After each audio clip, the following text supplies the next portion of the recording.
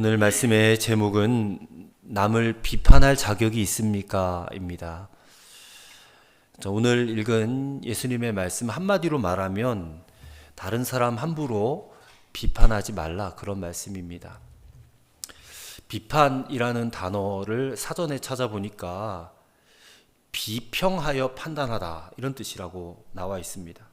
비평하여 판단하다. 그럼 비평은 뭘까? 비평도 찾아보니까 남의 결점을 찾아내어서 평한다, 이렇게 되어 있습니다. 남의 결점.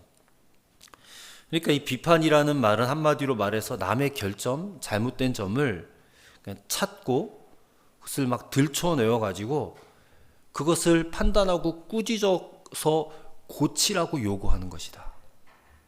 이런 뜻을 가진 낱말이 비판입니다.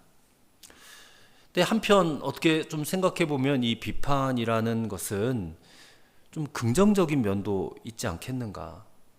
오히려 긍정적인 면이 훨씬 더 많아 보인다라는 생각이 있습니다. 잘못된 점이 누구나 다 있는데 그것을 탁 꼬집어서 바로 잡아 주려는 그런 의도에서 하는 비판은 필요한 거 아닌가? 필요하죠. 그런 생각이 듭니다. 근데 오늘 예수님 말씀은 단호하게 남을 비판하지 말라, 그렇게 말씀하세요. 자, 이것을 이해를 하려면 당시 사회에 대한 이해도 필요합니다. 예수님 당시 유대 사회에는요, 이 걸핏하면 율법과 또 그들이 만들어낸 전통으로 남을 비판하고 정죄하던 그런 풍조가 굉장히 만연했다고 합니다. 그러니까 주님이 그런 모습들, 그런 풍조를 보시면서 이게 참 악습이잖아요. 악한 습관이 있기 때문에 이것들을 좀 버리게 하기 위해서 이 말씀을 하신 것이 아니겠는가. 그러면 예수님 당시는 그렇다 치고 오늘 우리 시대는 어떻습니까? 오늘 우리 시대. 자, 누군가의 잘못이 드러났다고 칩시다. 잘못이 드러났어요. 많은 사람에게 알려지게 됐어요. 그러면 정말 사방에서 벌떼같이 들고 일어나서 한마디씩 하지 않습니까? 정치인이든 뭐 연예인이든 아니면 일반 국민이든 뭔가 잘못한 게 팍 드러나면 사방에서 막 비판하고 비방을 하는데 거기서 자유로울 사람 한 사람도 없어요. 그게 우리가 살아가는 이 사회입니다. 굉장히 무서워요. 우리가 다 어떻게 보면 각자가 이루는 그런 삶의 자리가 있잖아요. 공동체가 있잖아요. 다 동떨어져 나 혼자 그냥 둥둥 뜬 섬처럼 그렇게 살아가지 않지 않습니까? 다 우리가 속한 사회가 있는데 그 사회에서 내가 어떤 잘못을 저질렀을 때에 거기에 대해서 사람들이 한마디씩 이러쿵저러쿵 말하는 게 굉장히 듣기가 힘들다는 거예요. 물론 정말 잘못한 부분에 대한 정당한 비판은 감수해야 될 몫이죠. 그런데 이 비판이 너무 과도하거나 또 과도한 나머지 하지도 않은 말과 행동이 막 부풀려지기도 하기도 하고 또 근거 없는 어떤 루머들까지도 덧붙여지기라도 한다면 그 잘못한 그 사람 완전히 사회적으로 매장시키기에 충분한 일이 되고 말아요. 이 비판이라는 것이. 그래서 뭐 정치인들도 가끔가다 그런 너무 과도한 비판들 견디지 못해서 자살하는 경우도 있고, 뭐 연예인들은 너무나 많으니까 다 어떤 그런 인터넷 악플들, 근거 없는 비방들, 가족들에 대한 비방들, 이런 것들이 막 쏟아지니까 막 정신적으로 막 우울해지는 거예요. 그러다 보니까 대인 기피증이 일어나고 그래서 자살로까지 이어지는 그런 사회적인 비극으로 나타나기도 해요. 그래서 뭐 예수님 시대나 오늘 우리가 사는 이 시대나 정말 이 비판이라고 하는 것이 마치 도끼와 같이 하늘을 찌르는 시대예요. 이런 시대에 이 비판에 대한 주님의 교훈을 우리가 읽는 것입니다.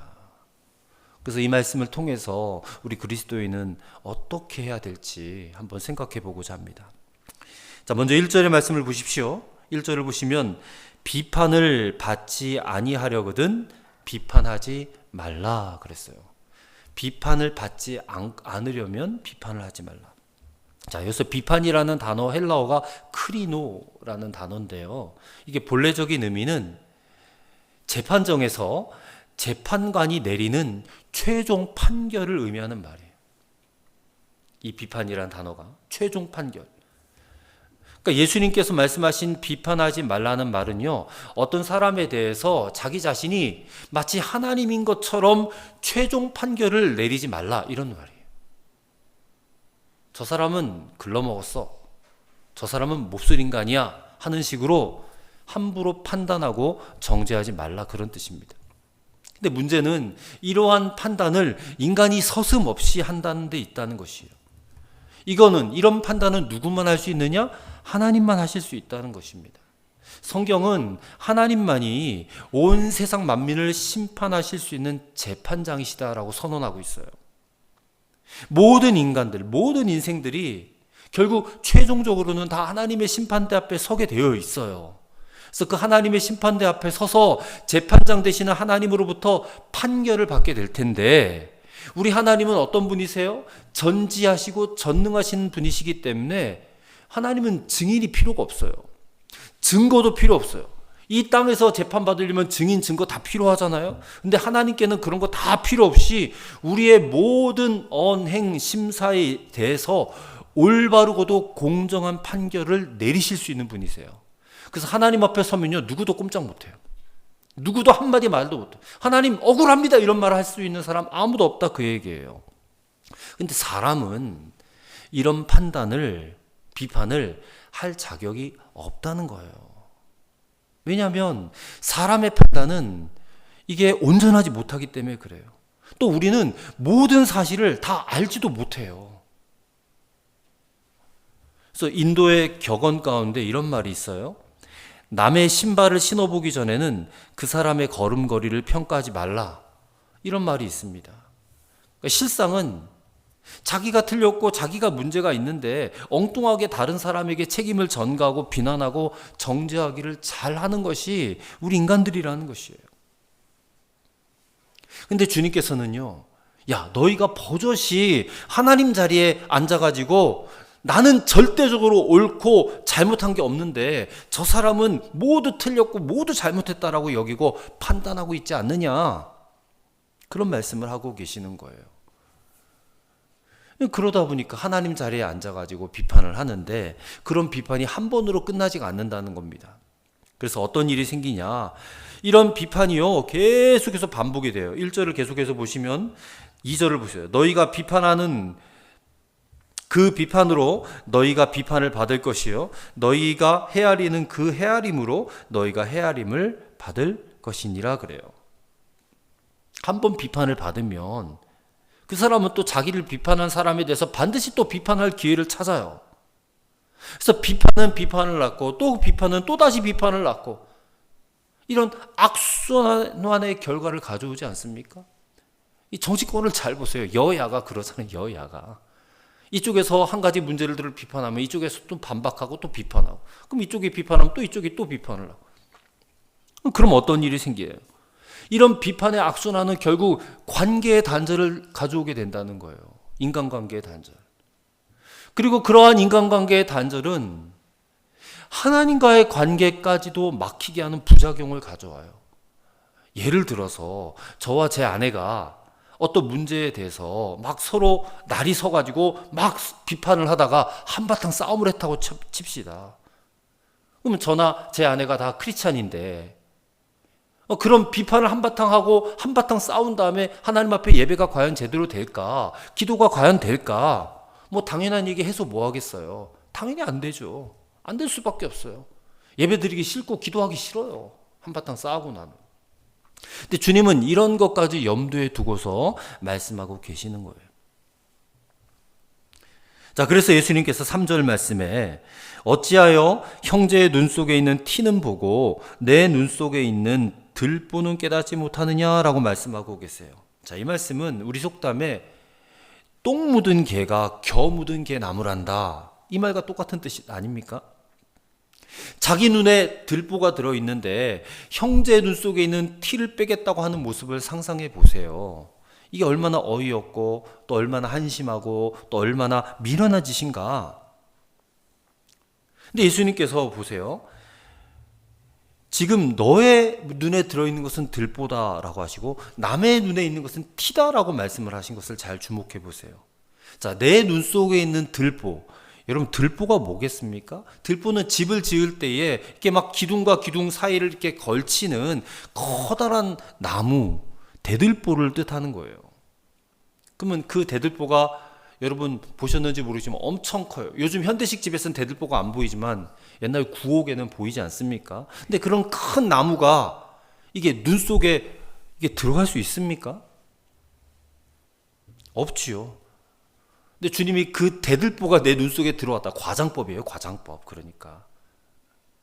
근데 그런 게 내 눈에 꽉 들어가 있다. 그런 표현을 하시는 거예요. 그렇다면 형제의 눈 속에 들어가 있는 티는 뭘까? 티. 이 티는 아주 작은 먼지 같은 거잖아요. 이 티는 저나 여러분이나 얼마든지 눈에 티 들어가서 막 후 불어주기도 하고 그러지 않습니까? 한번 생각해 봅시다. 지금 내 눈 속에 들보가 들어가 있어요. 그러면 뭐가 보이겠습니까? 들보가 들어가 있는데 안 보여요. 이 시야가 가려가지고요, 보이질 않아서 판단력이 아예 그냥 없어져 버리는 거예요. 그러면 형제의 눈 속에는 아주 작은 티가 들어가 있어요. 그러면 이 티가 들어간 사람은 보일까요? 안 보일까요? 물론 좀 가렵긴 하겠지만 전혀 안 보이진 않아요. 눈은 흐리지만 판단력은 있다라는 뜻입니다. 자, 이게 무슨 말일까? 내 눈 속에 들보가 들어있는데 그렇다면 너는 아예 남을 볼 수도 없고 판단력도 전혀 없지 않느냐. 근데 어찌하여 남을 보고 판단하고 비판할 수 있느냐, 그런 말이에요. 그래서 4절에 예수님이 이런 말씀하세요. 내 눈 속에 들보가 있는데 어찌하여 형제에게 말하기를 나로 내 눈 속에 있는 티를 빼게 하라 하겠느냐, 그래요. 지금 네가 저 형제보다 훨씬 더 심각하고 나쁜 상태에 있는데 너보다 조금 더 나은 상대인 그 형제의 잘못을 지적하고 고칠 수 있겠느냐, 그런 말씀이에요. 들보가 들어있으니까 보지도 못하면서 무슨 남의 눈에 들어있는 티를 빼겠다고 이렇게 오지랖이냐, 이런 얘기예요. 그래서 예수님께서 5절에서 이렇게 말씀하고 계시지 않습니까? 외식하는 자여 먼저 내 눈 속에서 들보를 빼어라. 그 후에야 밝히 보고 내 형제의 눈 속에서 티를 빼리라, 그래요. 무슨 말이에요? 비판하려면 먼저 너 자신에게 철저히 해라는 거예요. 너 자신에게. 너 눈 속에 들어있는 들보, 그 들보는 자기의 교만, 위선, 선입견, 이런 것들부터 먼저 빼내라는 거예요. 그러면 눈이 밝아지지 않겠느냐. 올바른 시각과 올바른 판단력을 가지고 그러면 다른 형제의 눈 속에 있는 티를 뺄 수 있지 않겠느냐, 그런 말씀이잖아요.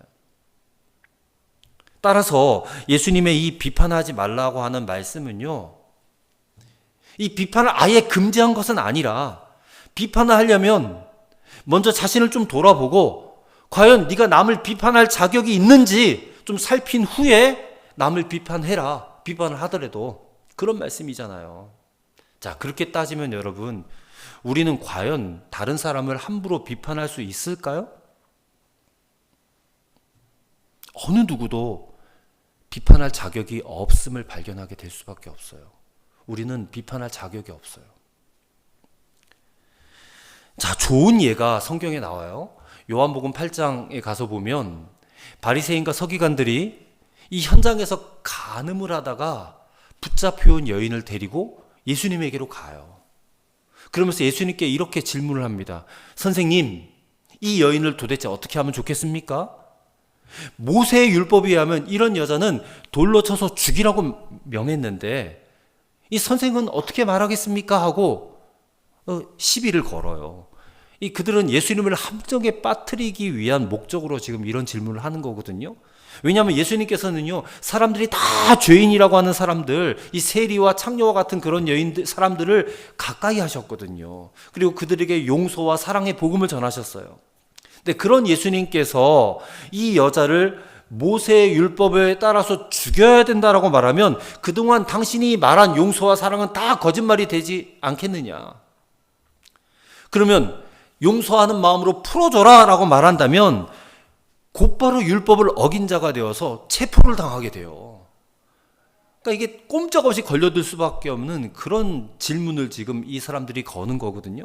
이러지도 못하고 저러지도 못할 함정에 지금 빠뜨리려고 하고 있는 것인데, 그때 예수님께서 땅바닥에 앉아서 글을 쓰시죠? 이 현수막이 그 장면 아닙니까? 땅바닥에서 글을 쓰시고 일어나시더니 이런 말씀을 하세요. 너희 중에 죄 없는 자가 먼저 돌로 치라.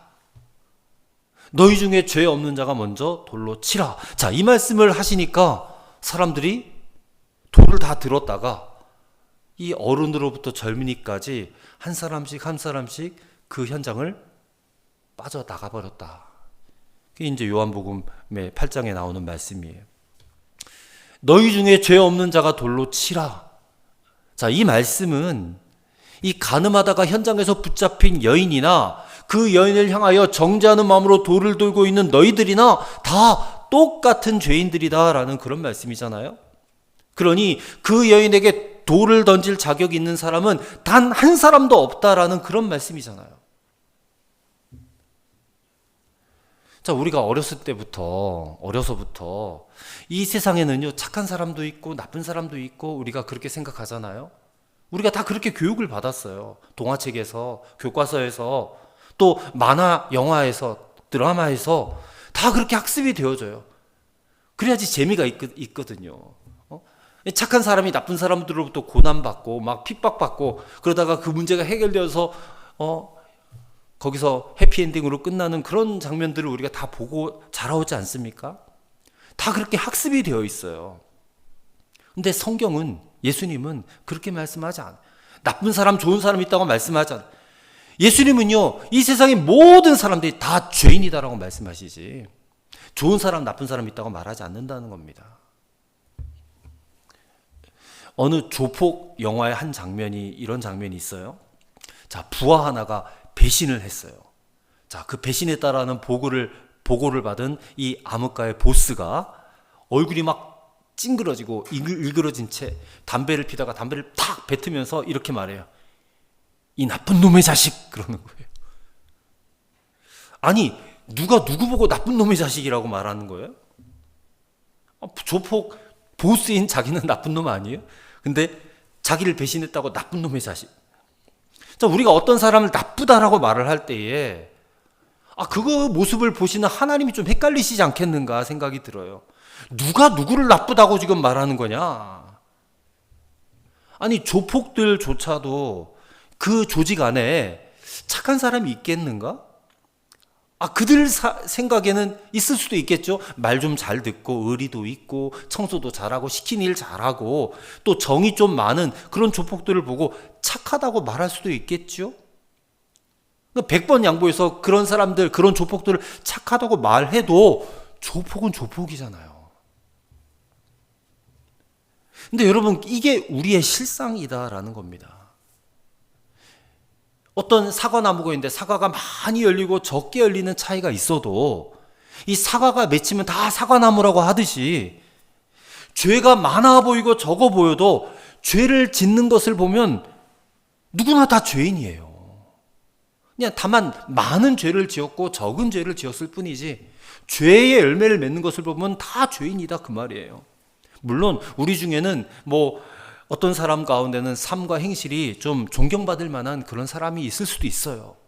남보다 좀 더 선한 일을 많이 하고 착한 일을 많이 하는, 또 법 없이도 살 만한 그런 사람이다라고 평가받는 그런 이들이 있을 수도 있을 거예요. 저도 어릴 때 그런 생각을 하고 살았거든요. 나만큼 착한 사람 있으면 나와보라 그래. 왜냐하면 선생님들이나 어른들이 다 칭찬만 해줬거든요. 준기는 너무 착해, 너무 선해, 막 그런 얘기를 듣고 자랐다니까요. 여러분, 믿어주시기 바랍니다. 그렇게 자랐어요. 저는 정말 작은 잘못 하나라도 하면 정말 밤새도록 괴로워할 정도로 그렇게 착한 아이였거든요. 근데 제가 장성해서 예수님을 알고 나서 그 생각이 깨어졌어요. 저는 정말 어마어마한 죄덩어리였던 거예요. 스스로 나는 착하다, 난 착하게 살아왔어, 이렇게 생각하니까 제가 이 착한 심정을 가진 제가 나보다 착하지 않은 다른 사람들 보고 얼마나 정죄하고 판단했겠어요. 나는 이렇게 착한데 저 자식은 왜 저렇게 못된 짓만 하고 다녀? 속으로 그런 생각 안 했겠어요, 제가? 근데 예수님을 만나고 나니까 또 성경을 읽다 보니까 그렇게 판단하고 정죄하는 내가 더 큰 죄인이었음을 깨닫게 된 거예요. 내가 더 큰 죄를 짓고 있었구나. 함부로 판단하고 있었구나.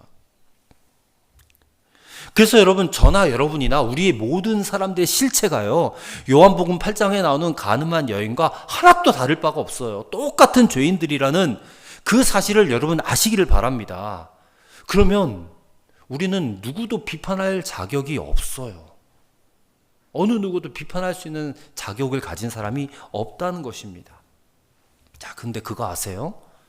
예수님께서 그 사람들이 다 떠나가 버리는 그 현장에 예수님과 그 여인 둘만 남았거든요. 근데 예수님께서 그 여인에게 이런 말씀을 하셨거든요. 나도 너를 정죄하지 아니하노니 가서 다시는 죄를 범하지 말라 그래요. 자, 예수님은 하나님이잖아요. 하나님만이 죄를 판단하시고 정죄하실 수 있는 분이신데 하나님이신 예수님께서 뭐라고 하세요? 나도 너를 정죄하지 않는다. 우리에게 적용해 보세요. 예수님이 죄 짓고 살아가는 저와 여러분을 보시면서 나도 너를 정죄하지 않는다. 똑같이 말씀하시거든요. 베드로를 보세요. 베드로. 여러분, 예수님이 베드로 처음 만난 날에 그에게 뭐라고 말씀하셨냐면 너는 요한의 아들 시몬이니 장차 게바라 하리라 그랬어요. 자, 게바. 이 별명인데 이 베드로에게 어울리는 별명이 아니에요. 이 게바가 반석이란 뜻이잖아요. 그거를 이제 헬라말로 베드로라고 우리가 말을 하지만 히브리 말로는 게바예요. 게바가 베드로예요. 예? 근데 이 반석 같은 게바가, 베드로가 예수님이 십자가 지시는 그날 밤에 3번씩이나 예수님 모른다고 부인했잖아요. 예수님 배반했어요, 베드로가. 근데 그런 베드로를 어찌 반석이라고 말할 수 있겠느냐? 그럼 예수님이 내가 너를 게바라 하리라, 베드로라 하리라 그랬는데 그 베드로를 예수님은 정죄하실 수 있잖아요. 야, 감히 너가 나를 배반해? 네가 어떻게 나한테 이렇게 할 수가 있어? 실망하실 수도 있잖아요. 근데 예수님이 그렇게 하셨나요? 우리가 다 잘 알잖아요. 안 그러셨단 말이에요. 오히려 베드로, 너의 믿음이 떨어지지 않기 위해서 내가 너를 위해서 기도하고 있어. 내가 이미 말했잖아. 너 3번 나 부인할 거라고. 그러고 나서 부활하신 다음에 디베라 바닷가에서 베드로를 다시 만났는데 그때 베드로가 주님 뵐 면목도 없잖아요. 근데 그 베드로의 상처난 마음을 다 어루만져 주시고 또 격려해 주셔서 다시 사명자로 세워주셨잖아요. 죄 지은 베드로, 예수님 배신한 죄가 가장 큰 죄 아닙니까, 여러분? 예수님을 배신했는데, 근데 그 죄까지도 예수님은 어루만져 주셨어요. 용서해 주셨어요. 비판하지 않으셨다는 거예요. 그런 예수님이 오늘 저와 여러분을 보시면서 비판하시겠느냐? 비판 안 하신다. 예수님이 우리를 비판하지 않으시는데 그럼 예수님의 길을 뒤쫓아가겠다고는 저와 여러분이 비판하고 살아가면 이게 예수님의 제자라고 말할 수 있겠습니까? 우리도 예수님처럼 비판하지 않아야죠. 오히려 우리는 서로가 서로를 긍휼히 여겨주는 모습이 필요해요. 비판하기보다 불쌍히 여겨주세요. 긍휼히 여겨주세요. 비판하면서 누가 옳고 그른지 한번 따져보자. 그렇게 되다 보면 결국에는요, 서로를 죽이는 입장에 서게 돼요. 그렇게 하기보다 어떻게 하면 서로 하나 될까? 어떻게 하면 서로 살려줄까? 사랑하게 될까를 생각하고 살아야 예수님의 제자죠. 어릴 적에 집안이 너무 어려워서 이 창녀촌으로 팔려간 한 자매가 있었어요. 근데 그런 곳에서 이 자매가 어떤 청년과 사랑에 빠지게 되었어요. 그래서 이 두 커플은 어느 날 자신들의 이 어둠을 스스로의 힘으로 걷어내려고 결심을 합니다. 그래서 신변의 위협을 무릅쓰고 그 창녀촌을 탈출했어요. 탈출해서 아무도 자기들을 알아보지 못하는 곳에 가서 살게 되었습니다. 근데 이 자매가 그곳에 살 때에 제일 부러웠던 게 주일날 온 가족이 함께 손잡고 교회 가는 게 제일 부러웠대요. 그래서 이 두 커플은 스스로 그냥 교회 찾아가서 이제 교회를 다니기 시작했습니다. 그리고 정말 누구도 정말 따라올 수 없을 정도로 충성스럽게 교회를 섬기는 그런 부부가 되었어요. 시간이 흘러서 다 집사가 되었습니다. 자신의 어두운 과거에도 불구하고 이처럼 행복한 삶을 허락하신 주님께 감사하고 그렇게 잘 살게 되었어요. 근데 세상에 비밀이 없잖아요. 그 교회 어떤 집사가 이 자매의 과거를 알게 되었어요. 알게 된 그 집사가 그 자매의 더러운 과거가 얼마나 이게 소름이 끼쳤는지, 얼마나 가증스러운지 몰라. 어쩜 저렇게 자신의 더러운 과거를 깜쪽같이 속일 수 있어? 하면서 다른 집사에게 가서 막 그 얘기를 해요. 이거는 당신만 알아야 돼. 정말 기가 막힌 일 아니야? 그래서 수덕거려. 그래서 교회 안에 막 아름아름 그 소문이 다 퍼져나갔어요. 정작 당사자들만 모르는 공공연한 비밀이 되었어요. 그래서 언제부터인가 이 젊은 부부가 다른 교인들이 자기들을 대하는 태도가 이게 달라졌음을 느끼게 돼요. 전에는 막 그토록 친절하고 따뜻하게 대하던 사람들이 자기들만 나타나면 마치 벌레 보듯이 그렇게 대하는 거예요. 자리를 피해요. 그러니까 아무도 말은 안 하지만 그들은 알 수 있었을 거 아닙니까? 아, 우리의 과거를 저들이 다 알았구나. 그래서 너무 안타까운 거예요. 이 자신들의 불행한 과거는 아무에게도 말하고 싶지 않은 아픔일 뿐이지, 이게 무슨 교인들에게 가서 고백하고 용서받아야 될 죄는 아니잖아요. 교인들에게 그래서 더 다가가려고 노력을 했지만, 그러면 그럴수록 이 사람들은 이 부부를 더 피해서 달아나요. 정말 창녀촌보다 더 싸늘하고 더 차가운 교회. 이 부부는 그만 좌절하고 절망을 했습니다. 그리고 어느 날 밤 부부는 수면제를 나눠 먹고 영원히 깨어날 수 없는 그런 잠을 청하고 말았습니다. 젊은 부부 집사의 느닷없는 죽음 앞에서 담임 목사 가슴을 치고 울었어요. 하나님, 저는 제가 양떼를 치고 있는 줄 알았는데 알고 보니까 이리떼를 치고 있었군요. 자괴감에 그냥 빠져가지고, 만약에 이런 일이 오늘 우리가 섬기는 교회에서 일어나게 된다면, 여러분, 그런 부부가 우리 교회를 찾아왔을 때 과연 저와 여러분은 그 부부를 품어줄 수 있을까? 과연 그 과거를 알았음에도 판단하고 정죄하지 않을 수 있을까? 내 눈에 들보가 있음을 본다면 남의 눈에 있는 티 빼려고 하지 않을 거예요. 오히려 우리 서로가 이렇게 불쌍한 죄인일 수밖에 없음을 동감하고 서로가 서로를 긍휼히 여기게 될 거예요. 그러나 자기 눈에 들보가 있다는 것을 보지 못하면 우리 역시도 그 사람들을 더러운 사람이라고 여기고 소문내고 배척하고 결국에 교회에서 쫓아내고 말 거예요. 아니, 예수님은 다 용서하셨는데 우리는 감히 용서하지 못하는, 눈에 보이는 돌만 안 들었지 실제로 돌을 들고 던져서 그 사람들을 쳐내는 그런 죄를 짓고 말 거예요. 여러분, 누군가에 대해서 돌을 들고 정죄한 적 없습니까? 아니, 사람이 어떻게 그럴 수 있어? 그런 사람은 가만히 냅두면 안 돼. 그런 사람하고는 못 살아. 우리 교회에서 쫓아내야 돼. 하면서 비난하고 분노했던 적은 없었느냐 말이에요. 이렇듯 많은 사람들이 오늘도 눈에 보이지 않는 돌을 다 들고 살고 있다는 거예요.